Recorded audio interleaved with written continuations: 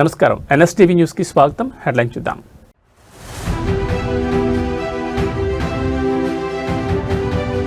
AP inter విద్యార్థులకు alert.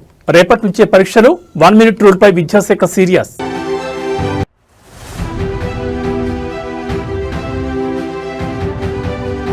తెలంగాణలో రాక్షస పాలన. పసికందు ప్రాణం తీసిన అధికార గర్వం.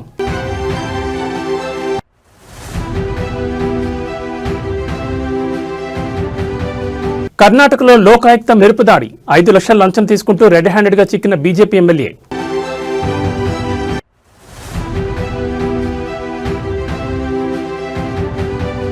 ఫిల్మ్ఫేర్ వేదికగా పుష్ప 2 రూలింగ్. ఉత్తమ నటుడిగా icon star Allu Arjun record. Sukumar magic.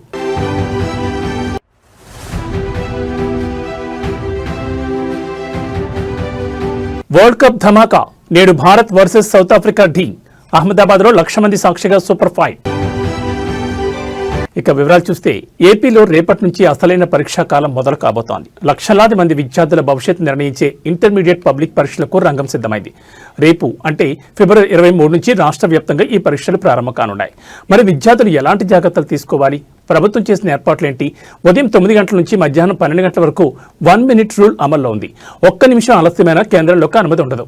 ప్రతి సెంటర్లో సీసీ కెమెరాల నిఘా మరియు త్రాగునీరు, ఓఆర్ఎస్ వంటి కనీస వసతులు. విద్యార్థులు ఇది మీ కష్టానికి ప్రతిఫలం దక్కే సమయం. పరీక్షా కేంద్రానికి కనీసం గంట ముందే చేరుకోవడం ఉత్తమం. హాల్ టికెట్ తో పాటు పెన్నులు, పెన్సిళ్లు సిద్ధం చేసుకోండి. ఒక్క నిమిషం ఆలస్యమైన లోపలికి అనుమతించబోమని విద్యాశాఖ స్పష్టం చేసింది. కాబట్టి ట్రాఫిక్ ఇబ్బందులు దృష్టిలో పెట్టుకుని ఇంటి నుంచి త్వరగా బయలుదేరండి. ఇక పరీక్షల నిర్వహణకు వస్తే ఎక్కడ పేపర్ లీకేజీలు కానీ మాల్ ప్రాక్టీస్ కానీ జరగకుండా ప్రభుత్వం పకడ్బందీగా ఏర్పాట్లు చేసింది. ఫ్లయింగ్ స్క్వాడ్ నిరంతరం నిఘా ఉంచుతాయి. మొబైల్ ఫోన్లు లేదా ఎలాంటి ఎలక్ట్రానిక్ గాడ్జెట్లను పరీక్షా కేంద్రాలకు అనుమతించరు.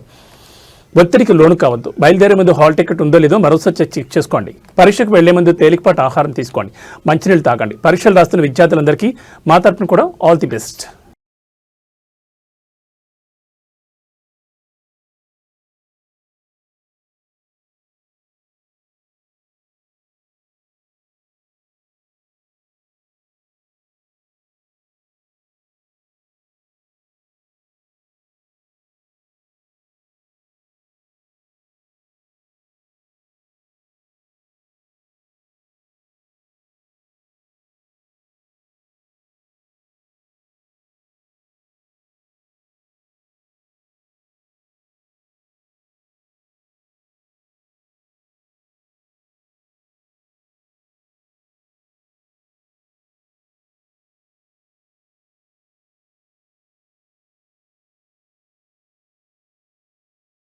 ఆంధ్రప్రదేశ్ డిజిటల్ చరిత్రలో నేడు మరో మైలురాయి పడబోతోంది. పల్లె పల్లెకు హైస్పీడ్ ఇంటర్నెట్ చేరడమే లక్ష్యంగా రాష్ట్ర ప్రభుత్వం అడుగులు వేస్తోంది.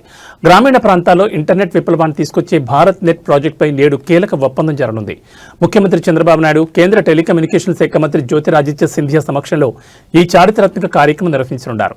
రాష్ట్రంలోని ప్రతి గ్రామానికి, ప్రతి ఇంటికి హైస్పీడ్ బ్రాడ్బ్యాండ్ సేవలు అందించడం కేంద్ర ప్రభుత్వ డిజిటల్ భారత్ నిధి సహాయంతో ఈ ప్రాజెక్టు అమలవుతుంది. ఈ ప్రాజెక్టు ద్వారా గ్రామాల్లో భారత్ నెట్ ఉద్యమి మోడల్తో యువతకు కొత్త ఉపాధి అవకాశాలు వస్తాయి. గతంలో ఐటీ రంగంలో హైదరాబాద్ ను విశ్వవ్యాప్తం చేసిన చంద్రబాబు ఇప్పుడు ఏపీని క్వాంటమ్ మరియు ఏఐ హబ్ గా తీర్చిదిద్దే పనులు పడ్డారు. ఇందులో భాగంగానే మొన్న ఢిల్లీలో గూగుల్, ఐబీఎం వంటి సంస్థలతో 7 ఒప్పందాలు చేసుకున్న సంగతి తెలిసిందే. దానికి కొనసాగింపుగా ఇప్పుడు గ్రామాల్లో డిజిటల్ మౌలిక వసతులను బలోపేతం చేసేందుకు భారత్ నెట్ తో చేతులు కలుపుతున్నారు. ఈ భారత్ నెట్ ఒప్పందం వల్ల పల్లెటూళ్ళలో చదువుకునే విద్యార్థులకు ఆన్లైన్ విద్య, రైతులకు డిజిటల్ వ్యవసాయ సేవలు మరియు ప్రజలందరికీ ఈ గవర్నెన్స్ సేవలు వేగంగా అందుతాయి.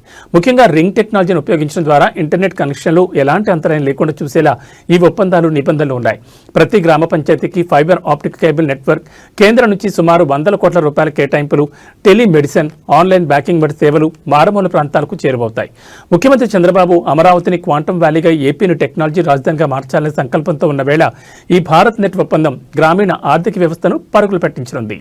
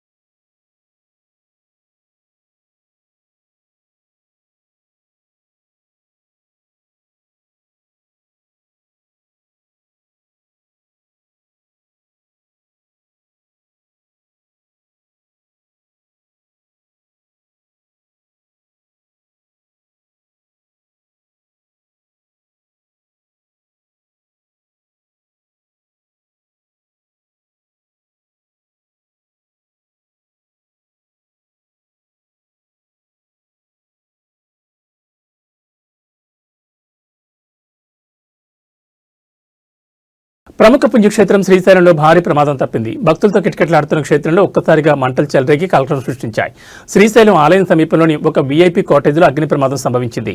అసలు అక్కడ ఏం జరిగింది? భక్తులు సురక్షితంగా ఉన్నారా? శ్రీశైలం దేవస్థానం పరిధిలోని ఒక వీఐపీ కాటేజ్ గదిలోని ఏసీ ఒక్కసారిగా పేలడం వల్ల ఈ మంటలు వ్యాపించాయి. కాటేజ్లోని ఫర్నిచర్ మరియు ఇతర వస్తువులు అగ్నికి ఆహుతయ్యాయి. పవిత్ర క్షేత్రం శ్రీశైలంలో భక్తులు బస చేసే ఒక వీఐపీ కాటేజ్లో ఉన్నటువంటి భారీ శబ్దం వినిపించింది. గదిలోని ఏసీ షార్ట్ సర్క్యూట్ కారణంగా పేలిపోవడంతో మంటల క్షణాల్లో గది మొత్తం వ్యాపించాయి.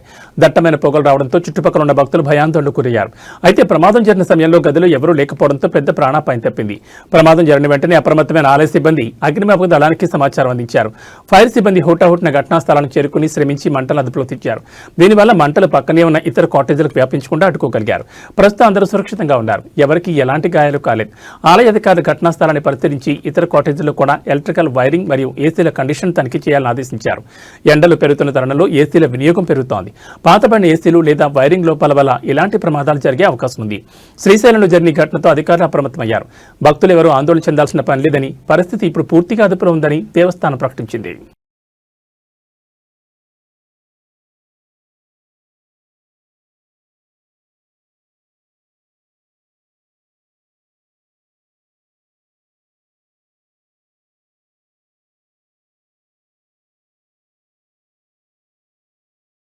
తెలంగాణ సమాజం తలదించుకోవాల్సిన భయంకరమైన ఘటన వెలుగులోకి వచ్చింది. అధికారం ఇచ్చి గద్దెనెక్కిస్తే ఆ అధికార మదంతో కళ్లు మూసుకుపోయిన కొందరు నాయకులు సామాన్య ప్రాణాలతో చెలరేగిపోతున్నారు.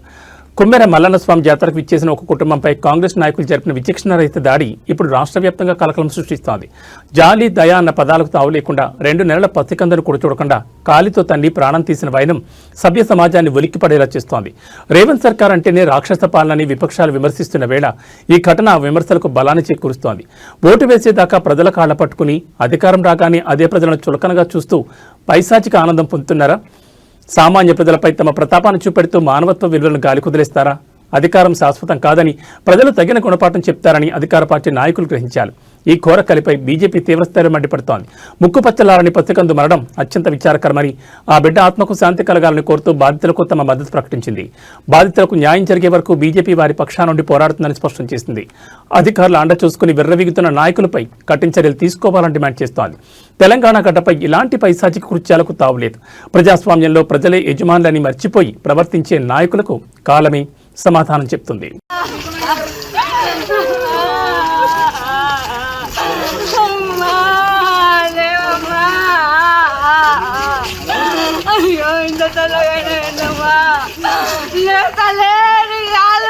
తెలంగాణ ప్రజలకు వాతావరణ శాఖ కీలక హెచ్చరిక జారీ చేసింది. ఎండలు ముదురుతున్న వేళ ఒక్కసారిగా వాతావరణం మారిపోబోతోంది.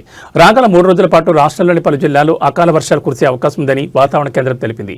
ముఖ్యంగా ఉరుములు, మెరుపులతో కూడిన వర్షాలు పడే ఛాన్స్ ఉండడంతో ఎల్లో అలర్ట్ ప్రకటించారు. ఫిబ్రవరి 22 నుంచి 24 తేదీ వరకు ఆదిలాబాద్, నిజామాబాద్, కామారెడ్డి, నిర్మల్ మరియు పరిసర ప్రాంతాలు గంటకు 30 నుంచి 40 కిలోమీటర్ల వేగంతో వీచే గాలులు, పిడుగులు పడే అవకాశం ఉంది. ఈ అకాల వర్షాల కారణంగా అన్నదాతలు ఆందోళన గురిచేస్తోంది. ప్రస్తుతం చేతికొచ్చిన పంటలు, ఆరబోసిన ధాన్యం విషయంలో రైతులు అప్రమత్తంగా ఉండాలి. ముఖ్యంగా ఉత్తర తెలంగాణ జిల్లాలైన ఆదిలాబాద్, నిజామాబాద్, కామారెడ్డి ప్రాంతాల్లో వర్ష ప్రభావం ఎక్కువగా ఉండొచ్చని అంచనా వేస్తున్నారు.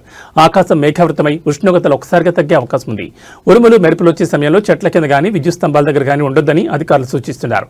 పిడుగులు పడే ప్రమాదం ఉన్నదన బయట తిరిగేవారు సురక్షిత ప్రాంతాల్లో ఆశ్రయం పొందాలని కోరుతున్నారు. గాలివాన వల్ల అక్కడక్కడ విద్యుత్ సరఫరా కూడా అంతరాయం కలిగే అవకాశం ఉంది. కళ్ళాల్లో ఉన్న ధాన్యం తడవకుండా టార్పాలిన్ కవర్లు సిద్ధం చేసుకోవాలని, వర్షం పడే సమయంలో వాహనదారులు జాగ్రత్తగా ఉండాలని, దృశ్యమానత తగ్గే అవకాశం ఉందని తెలిపారు. ఉరుములు మొదలైనప్పుడు ఎలక్ట్రానిక్ వస్తువులను వాడకపోవడం ఉత్తమన్నారు. ఈ అకాల వర్షాల వల్ల అటు సామాన్య ప్రజలకు ఎండల నుంచి కాస్త ఉపశమనం లభించినా ఇటు రైతాంగానికి మాత్రం కంటి మీద కొనుక్కు లేకుండా చేస్తోంది. వాతావరణంలో వస్తున్న మార్పులను గమనిస్తూ ఎప్పటికప్పుడు అప్రమత్తంగా ఉండాలని అధికారులు సూచిస్తున్నారు.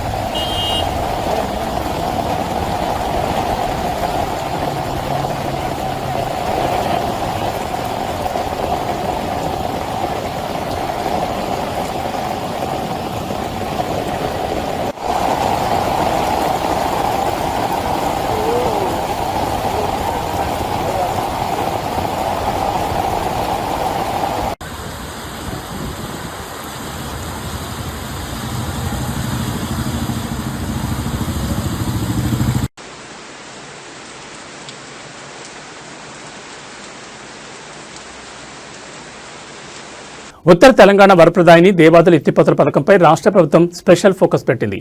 ఏళ్ల తరబడి సాగుతున్న ఈ ప్రాజెక్టు పనులను త్వరితగతిన పూర్తి చేసి రైతులకు సాగునీరు అందించడమే లక్ష్యంగా అడుగులు వేస్తోంది.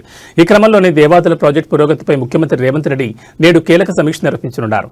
దేవాదుల ఎత్తిపోతల పథకం పనులు ప్రస్తుత పరిస్థితి మరియు పెండింగ్ పనులను వేగవంతం చేసి ఈ ఏడాది చివరికల్లా పూర్తి చేయడం, నీటిపారుదల శాఖ ఉన్నతాధికారులు మరియు ఇంజనీర్లు దేవాదుల ప్రాజెక్టు ఉమ్మడి వరంగల్, నల్గొండ మరియు కరీంనగర్ జిల్లాల రైతులకు ఎంతో కీలకం. అయితే కొన్ని సాంకేతిక కారణాలు, నిధుల కొరతల వల్ల పనులు నత్తనడకం సాగుతున్నాయి. దీనిపై సీరియస్ గా ఉన్న ముఖ్యమంత్రి రేవంత్ రెడ్డి నేటి సమీక్షలో అధికారులకు దిశానిర్దేశం చేయనున్నారు. ఎక్కడెక్కడ పనులు ఆగిపోయాయి, భూసేకరణ సమస్యలు ఏమైనా ఉన్నాయా అనే అంశాలపై ఆరా తీనున్నారు. ముఖ్యంగా ఈ ప్రాజెక్టు ద్వారా లక్షలాది ఎకరాలకు నీరు అందించడమే కాకుండా చెరువులు నింపే ప్రక్రియను కూడా వేగవంతం చేయాలని ప్రభుత్వం భావిస్తోంది. పనుల్లో జాప్యాన్ని సహించేది లేదని, డెడ్ లైన్ లోపు పనులు పూర్తి చేయాలని సీఎం అధికారులను ఆదేశించే అవకాశం ఉంది. ఈ సమీక్ష తర్వాత నిధుల విడుదలపై కూడా స్పష్టత వచ్చే ఛాన్స్ ఉంది. 3వ దశ పనులు, ప్రస్తుత స్థితిగతులు, పెండింగ్ లో ఉన్న భూసేకరణ ప్రక్రియను పూర్తి చేయడం, బడ్జెట్ పరంగా పనులకు అవసరమైన నిధులపై చర్చ, ప్రాజెక్టులు పూర్తయితేనే గ్రామీణ ఆర్థిక వ్యవస్థ బలపడుతుందని నమ్ముతున్న ప్రభుత్వం దేవాదుల విషయంలో పకడ్బందీ ప్రణాళికతో ముందుకు వెళ్తోంది. నేటి సమీక్ష తర్వాత ప్రభుత్వం ఎలాంటి నిర్ణయాలు తీసుకుంటుందో వేచి చూడాలి.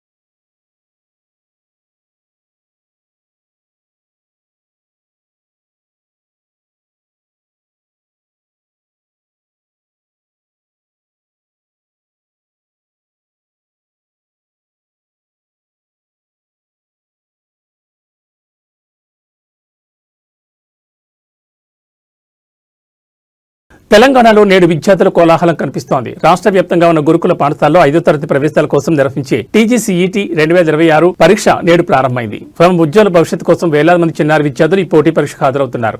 TGCET 2026 రాష్ట్రంలోని SC, ST, BC మరియు జనరల్ గురుకుల పాఠశాలలో 5వ తరగతి ప్రవేశాల కోసం ఉదయం 11 గంటల నుంచి మధ్యాహ్నం 1 గంట వరకు రాష్ట్రంలోని వందలాది కేంద్రాల్లో ఈ పరీక్ష జరుగుతుంది. ప్రభుత్వ గురుకులాల్లో లభించే నాణ్యమైన విద్య, ఉచిత వసతి సౌకర్యాల కోసం ఏటేటా పోటీ పెరుగుతోంది. ఈ ఏడాది కూడా రికార్డు స్థాయిలో విద్యార్థులు దరఖాస్తు చేసుకున్నారు. పరీక్షా కేంద్రాల వద్ద ఎలాంటి ఇబ్బందులు కలగకుండా అధికారులు అన్ని ఏర్పాట్లు పూర్తి చేశారు. ముఖ్యంగా విద్యార్థులకు త్రాగునీరు మరియు నీడ వంటి కనీస వసతులను కల్పించారు. చిన్నారులు తొలిసారిగా రాస్తున్న పెద్ద పరీక్ష కావడంతో పరీక్షా కేంద్రాల వద్ద తల్లిదండ్రుల సందడి కూడా ఎక్కువగానే కనిపిస్తోంది. ఇప్పటికే పరీక్ష ప్రారంభమైంది. విద్యార్థులు ప్రశాంతంగా తమ సమాధానాలను గుర్తిస్తున్నారు. పరీక్షా కేంద్రాల వద్ద పోలీసులు భారీ బందోబస్తు నిర్వహించడమే కాకుండా ఎక్కడ ఎలాంటి అవాంఛనీయ సంఘటనలు జరగకుండా నిఘా ఉంచారు. తెలుగు, ఇంగ్లీష్, గణితం మరియు పరిసరాల విజ్ఞానం నుంచి ప్రశ్నలు OMR షీట్ పద్ధతిలో ఆబ్జెక్టివ్ తరహాలో పరీక్ష జరుగుతోంది. పరీక్ష పూర్తయిన కొన్ని వారాల నుండి ఫలితాలను ప్రకటించి మెరిట్ ఆధారంగా సీట్లు కేటాయించనున్నారు.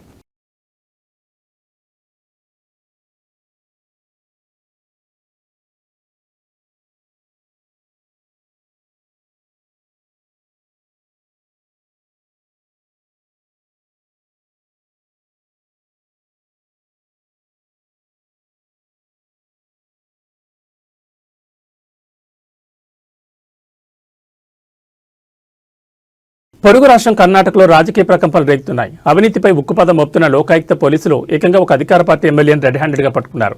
5 లక్షల రూపాయల లంచం తీసుకుంటూ BJP MLA doctor Chandru Lamani పోలీసులకు చిక్కారు. ఈ ఘటన ఇప్పుడు కన్నడ నాట పెను సంచలనంగా మారింది.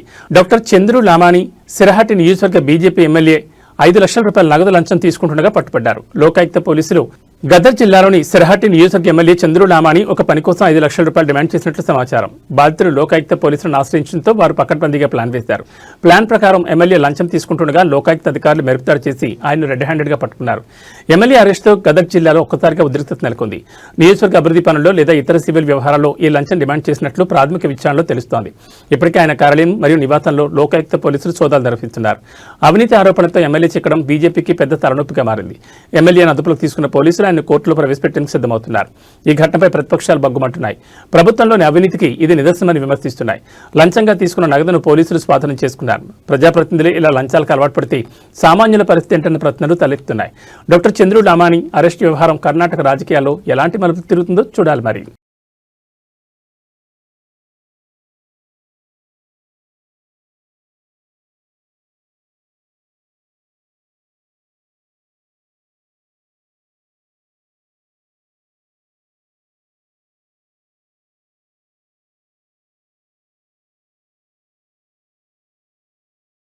ಕೇಳಿ ಸಿಕ್ಕಾಕೊಂಡಿದ್ದಾನೆ ಸರ್ ಬಿಜೆಪಿ ಶಾಸಕ. ಗೊತ್ತಿಲ್ಲ, ಟಿವಿನಲ್ಲಿ ನೋಡಿದೆ. ಹಾಂ ಸರ್, ನೋಡ್ಬಿಟ್ಟು ಹೇಳ್ತೀನಿ ನಾನು. ಅಂದ್ರೆ ರಾಜ್ಯದಲ್ಲಿ ಲಂಚಾವತಾರ ಇದೆ ಅಂತ ಬಿಜೆಪಿ ಆರೋಪ ಮಾಡ್ತಾ ಇದ್ರು. ಈಗ ಅವ್ರ ಶಾಸಕರು ಈಗ 5 ಲಕ್ಷ ರೂಪಾಯಿ ಪಡೆಯುವ ಸಿಕ್ಕಾಕೊಂಡಿದ್ದಾರೆ ಸರ್ ಶಿರಟ್ಟಿಯಲ್ಲಿ. ಅದು ಲೋಕಾಯುಕ್ತಕ್ಕೆ ಹೌದು ಸರ್ ಸಿಕ್ಕಾಕೊಂಡಿದ್ದಾರೆ. ಈಗ ಏನು ಹೇಳ್ತಾರೆ ಅವರು ಹೇಳ್ಬೇಕಲ್ಲ. ಬೇರೆಯವ್ರ ಮೇಲೆ ಲಂಚದ ಆರೋಪ ಮಾಡೋದು ಸುಲಭ, ಆದರೆ ಅವರು ಬಿಜೆಪಿ ಶಾಸಕರು ಸಿಕ್ಕಾಕೊಂಡಿದ್ದಾರೆ. ಅದರಿಂದ ಲೋಕಾಯುಕ್ತ ತನಿಖೆ ಮಾಡಲಿಕ್ಕೆ ನಾವ್ಯಾರು ಅಡ್ಡ ಬರೋಲ್ಲ. ಲೋಕಾಯುಕ್ತ ಏನು ತನಿಖೆ ಮಾಡ್ತದೆ ಅದು ಮಾಡಲಿ, ರಾಜಕೀಯವಾಗಿ ಆಮೇಲೆ ಮಾತಾಡ್ತೀವಿ. భారత ఎన్నికల సంఘం దేశవ్యాప్తంగా ఓటర్ల జాబితాపై భారీ ప్రక్షాళన చేపట్టింది. ఎన్నికలు సమీపిస్తున్న తరుణంలో నకిలీ ఓట్లు మరియు అర్హత లేని ఓట్ల ఎరువేతపై ఈసీ ఉక్కుపాదం మోపింది. దేశంలోని 9 రాష్ట్రాలు మరియు కేంద్రపాలిత ప్రాంతాల్లో చేపట్టిన స్పెషల్ ఇంటెన్సివ్ రివిజన్ ప్రక్రియ ముగిసింది. అయితే ఈ ప్రక్రియలో వెల్లడైన గణాంకాలు ఇప్పుడు చర్చనీయాంశంగా మారాయి.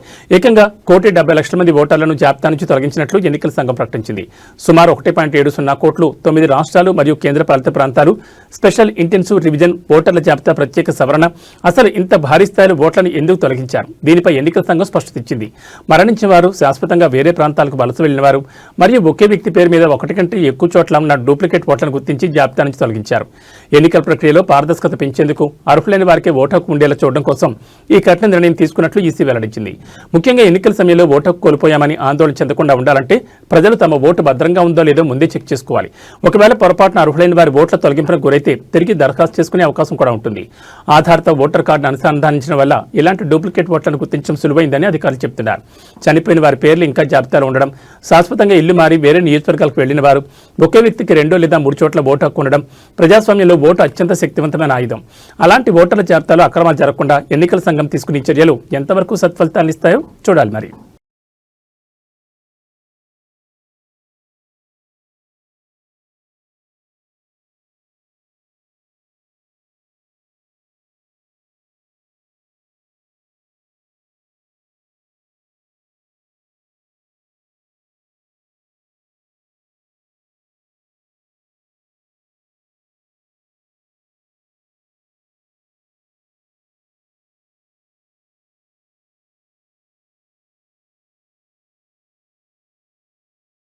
భారత ఆర్థిక వ్యవస్థ గర్వించదగ్గ రోజు ఇది. ప్రపంచ ఆర్థిక అనిశ్చితి నెలకొన్న తరుణంలో కూడా భారత్ తన పటిష్టతను చాటుకుంది. మన విదేశీ మారకద్రవ్య నిల్వలు అంటే ఫారెక్స్ నిల్వలు మునిపెన్నడూ లేని విధంగా అత్యున్నత స్థాయికి చేరాయి. రిజర్వ్ బ్యాంక్ ఆఫ్ ఇండియా విడుదల చేసిన తాజా గణాంకాల ప్రకారం మన ఫారెక్స్ నిల్వలు $725.727 బిలియన్ల ఆల్ టైమ్ హై స్థాయిని తాకాయి. ఈ భారీ పెరుగుదలకు ప్రధానంగా విదేశీ కరెన్సీ ఆస్తులు తోడయ్యాయి. ఫిబ్రవరి 13తో ముగిసిన వారానికి గాను విదేశీ కరెన్సీ ఆస్తులు $3.55 బిలియన్లు పెరిగి $573.60 బిలియన్లకు చేరాయి. అదేవిధంగా అంతర్జాతీయ మార్కెట్లో బంగారం ధర నిలకడగా ఉండడంతో మన దేశ బంగారం నిల్వల విలువలు కూడా దాదాపు 5 బిలియన్లు పెరిగి 128.46 బిలియన్లకు చేరుకుంది. అసలు ఈ ఫారెక్స్ నిల్వలు పెరగడం వల్ల సామాన్యులకు లాభం ఏంటి? ఫారెక్స్ నిల్వలు బలంగా ఉంటే రూపాయి విలువ స్థిరంగా ఉంటుంది. ఇది విదేశీ వాణిజ్యానికి, దిగుమతులకు ఎంతో కీలకం. ప్రస్తుతం ఉన్న నిల్వలు మన దేశానికి దాదాపు 11 నెలల దిగుమతులకు సరిపడా రక్షణ కవచంలా పనిచేస్తాయి. అంతర్జాతీయ పెట్టుబడిదారులకు కూడా భారత్ ఒక సురక్షితమైన దేశమనే నమ్మకాన్ని ఈ గణాంకాలు కలిగిస్తాయి. ప్రపంచ దేశాలు ఆర్థిక మాంద్యం భయంతో వణుకుతుంటే భారత్ మాత్రం 765 బిలియన్ల మైలురాయిని దాటి ఆర్థిక శక్తిగా ఎదుగుతోంది. ఇది కేవలం నంబర్ మాత్రమే కాదు, మన దేశ ఆర్థిక స్థిరత్వానికి నిదర్శనం చెప్పొచ్చు.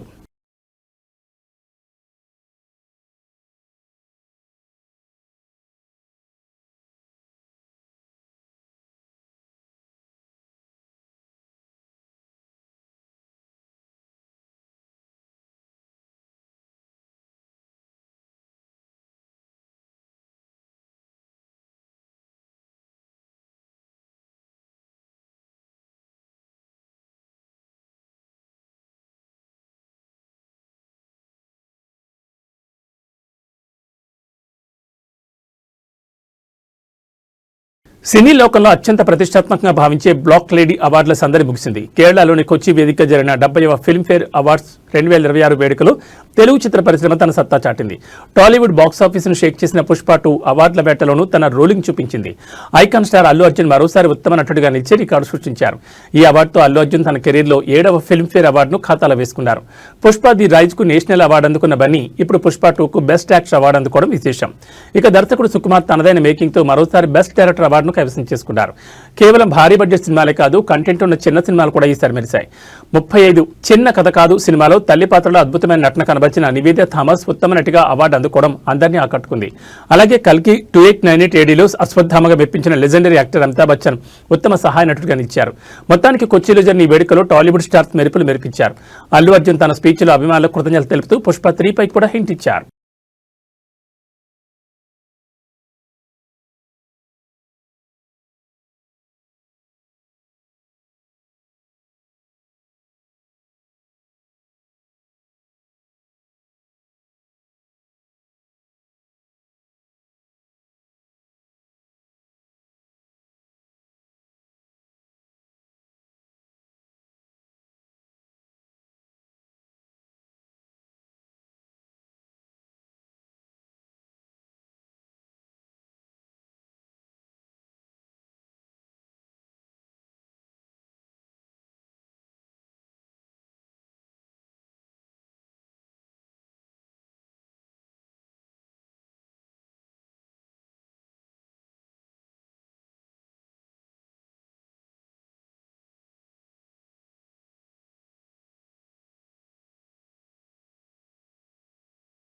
క్రికెట్ ప్రేమికులకు నేడు అసలైన పండుగ. టీ20 ప్రపంచ కప్ 2026 క్లైమాక్స్ చేరుకుంటోంది. సూపర్ 8 దశలో భాగంగా నేడు అసలైన సమరం జరగబోతోంది. ప్రపంచంలోని అతిపెద్ద క్రికెట్ స్టేడియం మన అహ్మదాబాద్లోని నరేంద్ర మోడీ స్టేడియం వేదికగా టీమిండియా సౌత్ ఆఫ్రికాతో తలపడనుంది. సెమీఫైనల్ బెత్తును ఖాయం చేసుకోవాలంటే భారత్కు ఈ గెలుపు అత్యంత కీలకం. గత ఏడాది వన్డే వరల్డ్ కప్ ఫైనల్లో చేజారిన టైటిల్ను ఈసారి టీ20 ఫార్మాట్లో ముద్దాడాలని రోహిత్ సేన కంకణం కట్టుకుంది. ఇప్పటి వరకు అజేయంగా దూసుకొస్తున్న భారత్ నేడు దక్షిణాఫ్రికా నుంచి గట్టి పోటీని ఎదుర్కొన్నది. హెన్రిచ్ క్లాసెన్, క్వింటన్ డి కాక్ వంటి పవర్ హిట్లర్లతో సఫారీ టీం భయంకరంగా కనిపిస్తుంటే బుమ్రా, ఆర్కర్లు, కుల్దీప్ స్పిన్ మాయాజాలంతో టీమిండియా వారిని కట్టడి చేసేందుకు సిద్ధంగా ఉంది. అహ్మదాబాద్ పిచ్ సాధారణంగా బ్యాటర్లకు స్వర్గధామం. 1,00,000కు పైగా ప్రేక్షకుల మధ్య మ్యాచ్ జరుగుతుండటంతో స్టేడియం మొత్తం ఇండియా నినాదాలతో హోరెత్తనుంది. టాస్ గెలిచిన జట్టు మొదట బ్యాటింగ్ చేసి భారీ స్కోర్ సాధించాలని భావిస్తోంది. విరాట్ కోహ్లీ ఫామ్, సూర్యకుమార్ యాదవ్ 360 డిగ్రీల షాట్లపై కోట్లాది మంది ఆశలు పెట్టుకున్నారు. పవర్ ప్లేలో మెరుపు ఆరంభం లభిస్తే భారత్కు తిరుగుండదు. డెత్ ఓవర్లలో బుమ్రా వేసే యార్కర్లే మ్యాచ్ స్వరూపాన్ని మార్చేయగలం. డేవిడ్ మిల్లర్ మరియు క్లాసెన్లను త్వరగా అవుట్ చేయడంపైనే భారత్ విజయం ఆధారపడింది. ఈ రాత్రి 7 గంటల నుంచి టీవీల ముందుకు, మొబైల్స్ ముందుకు చేరిపోవడానికి సిద్ధంగా ఉండండి.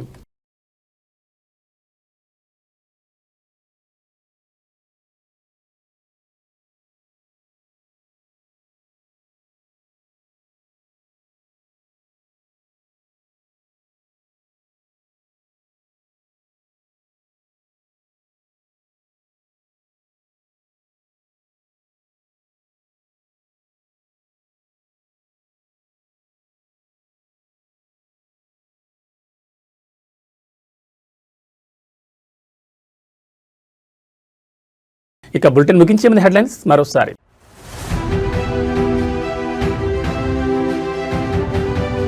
ఏపీ ఇంటర్ విద్యార్థులకు అలర్ట్. రేపటి నుంచే పరీక్షలు.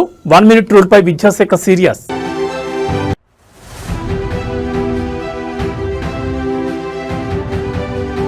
తెలంగాణలో రాక్షస పాలన. పసికందు ప్రాణం తీసిన అధికార గర్వం.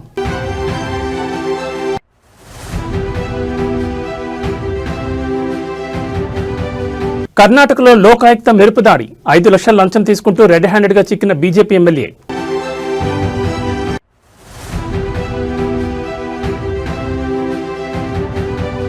ఫిల్మ్ఫేర్ వేదికగా పుష్ప 2 రూలింగ్. ఉత్తమ నటుడిగా icon star Allu Arjun record. Sukumar magic.